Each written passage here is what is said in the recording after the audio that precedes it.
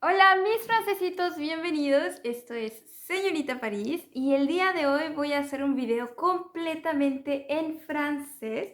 Ustedes me pidieron que hiciera algo en donde les hablara de lo que sea, una historia, no lo sé. Y como no se me ocurría ninguna historia en específico, invité a Tony a estar con nosotros, pero saben que a él no le encanta mucho estar en las cámaras, así que vamos a escuchar su voz y su punto de vista respecto a ciertas diferencias culturales entre México y Francia. No precisamente sobre mí, sino en general. Él conoce México, yo conozco Francia, entonces vamos a decir qué es lo que más nos sorprendió. La plática es sobre todo para hacerles saber lo que nos ha parecido raro de cada país. Si te gusta este video, no olvides darme manita arriba y suscríbete a mi canal. ¡Hagamos crecer esta comunidad! Je m'appelle Emily y quiero compartirte todo lo que veo, todo lo que hago, todo lo que hay. Comenzamos. Tony, est-ce que tu es prêt pour me dire une première Mais bien différence sûr, culturelle? bien sûr, bien sûr. Alors, je t'écoute. Qu'est-ce que tu veux savoir? Bah, tout ce qui est différent pour toi. Par exemple, moi, je vais commencer avec une. Le fait qu'en France, à chaque fois que quelqu'un vient à la maison, c'est nous qui avons invité, les personnes invitées vont amener quelque chose avec soi. Par exemple, des fleurs, du vin, champagne. Ça, c'est joli et ça, c'est une chose qu'on ne Ça fait peut être pas. aussi un plat cuisiné, hein? Ah oui? Oui, bien sûr. Oui, mais ça, c'est surtout si on demande Exact. d'amener un plat. C'est très juste. Et d'habitude, sans rien demander, les Français amènent. Automatiquement, des fleurs, une bouteille de vin, du chocolat. Voilà.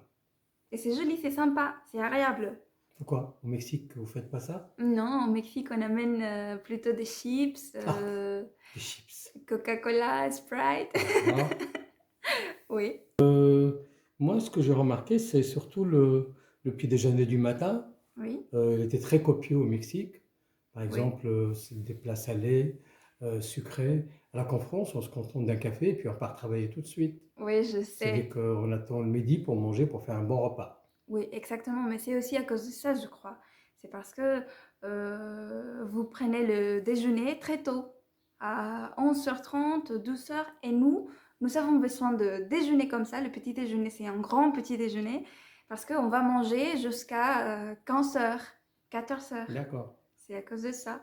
d'accord. Mais oui, c'est vrai que c'est Puis après, il y a étonnant. une chose vraiment, c'est incroyable. C'est-à-dire que vous, les Mexicains, vous mettez de la sauce partout, Oui, partout, partout, partout. ça c'est Et moi. alors que nous, la sauce, bon, elle est déjà intégrée au plat. Donc on n'a pas besoin de la rajouter. On fait les plats déjà en sauce. Oui. Donc la sauce, elle est cuisinée à la base. On ne rajoute pas. Euh, j'ai remarqué souvent que tu mettais, pas souvent, tout le temps, que tu mettais toujours une sauce piquante permanente sur tous les plats.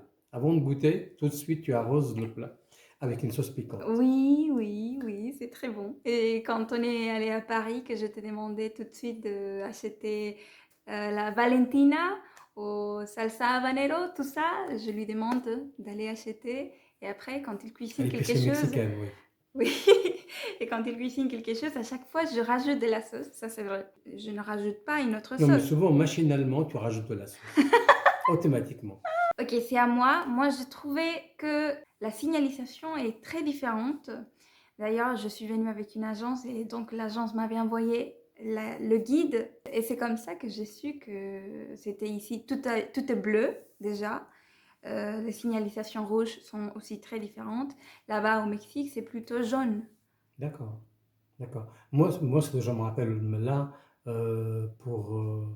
concernant les voitures, c'est surtout les Mexicains. Qu'est-ce qu'ils klaxonnent en conduisant? C'est incroyable. Ça klaxonne à tout va en permanence. Alors Oui. qu'ici, c'est réglementé et puis c'est une amende. Si on klaxonne, on écope d'une amende de 35 euros. Ah oui? Ouais. Sans justification, j'imagine. Voilà. Mais normalement, c'est pas justifié de klaxonner. Sans être justifié alors. Ouais. Ok. C'est jamais justifié. Non, oui, il y a Très quelques rare. fois. Il y a des gens, pour un oui, pour un non, dès qu'une voiture s'arrête, hop, on klaxonne. Ça n'a aucun sens. Non, mais là-bas, c'est parfois parce que c'est un jeu.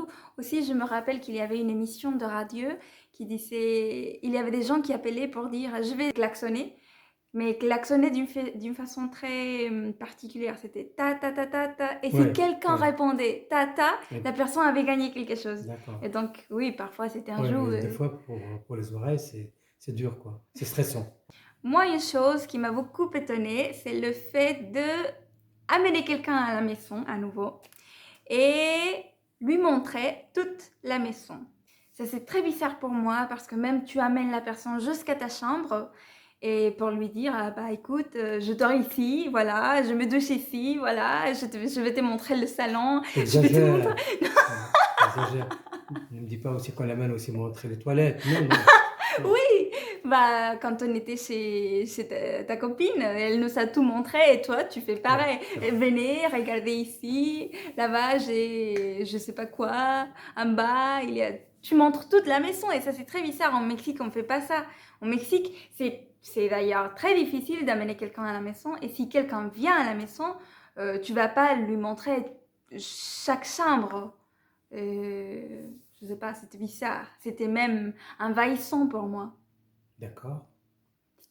Ok. Que puis-je dire, moi? Ah, tiens, je pense à mon séjour au Mexique, à Mexico. Bon, il y a quelques années, il y a une quinzaine d'années. Puis j'ai remarqué que les Mexicaines euh, se maquillaient outrageusement, c'est-à-dire qu'elles étaient très fardées, qu'elles avaient beaucoup de couleurs sur les yeux, sur les joues. À ce point d'utiliser le mot fardé. Oui, elles étaient très fardées. Oui, à ce point. Alors, Oui, pas oui. seulement fardé, très fardé. Ouais, Attention, ouais, les Mexicaines. ouais, ouais. Mais je sais pas pourquoi. Mais bon, peut-être que ça a changé, je sais pas. Oui, ça a changé, Ok. bien sûr. Mais j'ai gardé ce souvenir des filles mexicaines qui étaient très très Mais c'est maquillées. aussi l'époque,